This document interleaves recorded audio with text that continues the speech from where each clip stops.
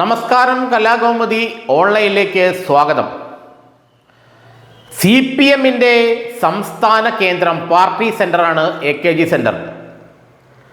Kerala governor Rajendra Arlekar ഇനി പിടിക്കാൻ പോകുന്നത് AKG സെന്ററിന്റെ കഴുത്തിനാണ് എന്നാണ് ഇപ്പോൾ നമുക്ക് മനസ്സിലാക്കാൻ കഴിയുന്നത്.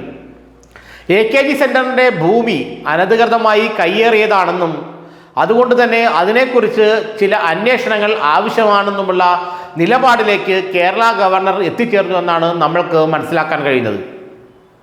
15 സെന്റ് സ്ഥലം 1978 അന്നത്തെ AK ആന്റണി സർക്കാർ AKG പഠന ഗവേഷണ കേന്ദ്രത്തിനായി CPM-ന് നൽകിയിരുന്നു.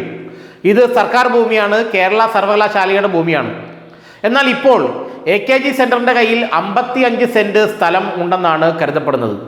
ഈ 55 സെന്റ് കയ്യേറ്റമാണെന്നാണ് ആരോപണം. അതുകൊണ്ട് തന്നെ സംസ്ഥാന റവന്യൂ വകുപ്പ് ഈ 55 സെന്റ് 15 സെന്റ് കഴിച്ചിട്ടുള്ള ഭൂമിയുടെ കരം സ്വീകരിക്കാൻ തയ്യാറാവുന്നില്ല എന്ന വാർത്തയും പുറത്തു വരുന്നുണ്ട്. ഇതിലാണ് ഗവർണർ രാജേന്ദ്ര ആർലേക്കർ കയറി പിടിച്ചിരിക്കുന്നത്. എന്ന് വച്ചാൽ CPM-ന്റെ മർമ്മത്ത് കയറി പിടിച്ചിരിക്കുകയാണ് രാജേന്ദ്ര ആർലേക്കർ. 15 സെന്റ് ഭൂമി കഴിച്ചുള്ള ബാക്കി 40 സെന്റ് ഭൂമി, അതിൻ്റെ ആധാരം എവിടെ, അതിൻ്റെ കരമടച്ച രസീത് എവിടെ എന്നുള്ള ചോദ്യമാണിപ്പോൾ ഗവർണർ ഉയർത്തിയിരിക്കുന്നത്. അങ്ങനെ അനധികൃത ഭൂമിയാണെങ്കിൽ അത് സർക്കാർ പിടിച്ചെടുക്കണം എന്നുള്ള തരത്തിലുള്ള ഒരു ഉത്തരവ് നൽകാൻ, അല്ലെങ്കിൽ അതിനെക്കുറിച്ച് നോട്ടീസ് നൽകാൻ ഗവർണർ തയ്യാറെടുക്കുകയാണെന്നാണ് ചില മാധ്യമങ്ങൾ റിപ്പോർട്ട് ചെയ്യുന്നത്. ഗവർണർക്ക് വേണമെങ്കിൽ അതിനെക്കുറിച്ചുള്ള നിജസ്ഥിതി സർക്കാരിനോട് ആരായാം. കാരണം 55 സെന്റിൽ 40 സെന്റിന്റെ കരം റവന്യൂ വകുപ്പ് എടുക്കുന്നില്ല എന്നാണ് ഇപ്പോൾ നമുക്ക് മനസ്സിലാക്കാൻ കഴിയുന്നത്. കരമടയ്ക്കാൻ കഴിയുന്നില്ല ആ ഭൂമിയിൽ. കാരണം ആ ഭൂമിയുമായി ബന്ധപ്പെട്ട രേഖകളില്ല, അതുകൊണ്ടാണ് കരമടയ്ക്കാൻ കഴിയാത്തതെന്നാണ് ചില ഓൺലൈൻ മാധ്യമങ്ങളൊക്കെ റിപ്പോർട്ട് ചെയ്തത്. ഏതായാലും AKG സെന്ററിൽ കയറി പിടിക്കാൻ നല്ലൊരു അവസരമായി രാജേന്ദ്ര ആർലേക്കർ ഇതിനെ കാണുന്നുണ്ട്. കാരണം AKG സെന്ററിൽ കയറി പിടിച്ചു കഴിഞ്ഞാൽ പിന്നെ CPM-ന് വഴങ്ങേണ്ടി വരുമെന്ന് ഗവർണർക്ക് നന്നായി അറിയാം.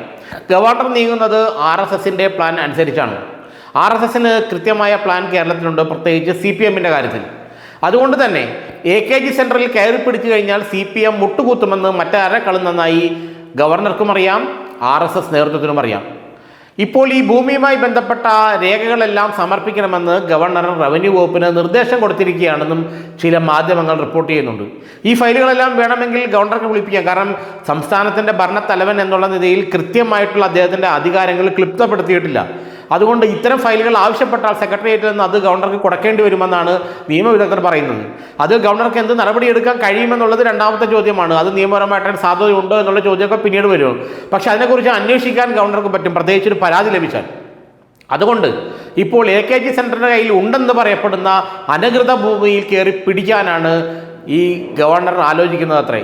ഈ അനധികൃത ഭൂമി സർക്കാരിലേക്ക് മുതൽ കൂട്ടണമെന്നും ഇതിപ്പോൾ CPM-ന്റെ കയ്യിലാണ് ഇരിക്കുന്നതെന്നുമുള്ള ആരോപണങ്ങൾ കോൺഗ്രസ് നേതാക്കളടക്കം പലതവണ ഉന്നയിച്ചിട്ടുണ്ട്.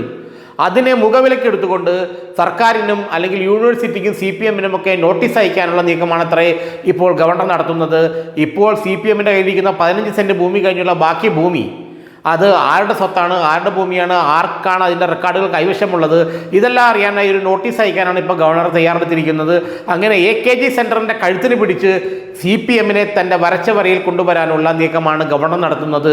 ഇതിൻ്റെ എല്ലാ സ്ക്രിപ്റ്റ് തയ്യാറായിരിക്കുന്നത് RSS ഓഫീസിൽ നിന്ന് തന്നെയാണ്.